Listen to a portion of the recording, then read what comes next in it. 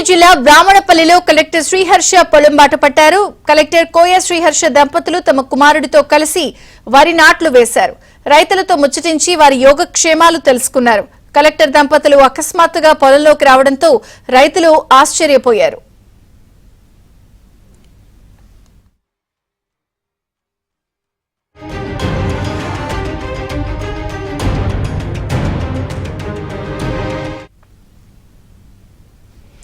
ఏపీలో గత నెలన్నర రోజులుగా నుంచి వర్షాలు సరిగ్గా పట్టలేదు.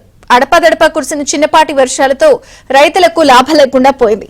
వర్షం కోసం అన్నదాతలు దీనంగా చూడాల్సిన పరిస్థితులు నెలకొన్నాయి. దీంతో కర్నూలు జిల్లా పాలకొల్లులో రవిశంకర్ రెడ్డి అనే రైతు తీవ్ర నిరాశకు లోనయ్యాడు. 11 ఎకరాల్లో సాగు చేసిన మొక్కజొన్నకు 1,60,000 రూపాయల నష్టం వచ్చింది.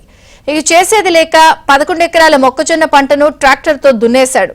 వర్షాలు పడకపోతే పెట్టుబడులు పెట్టే రైతులు నష్టపోవాల్సి వస్తుందని ప్రభుత్వం ఆదుకోవాలని రైతులు కోరుతున్నారు.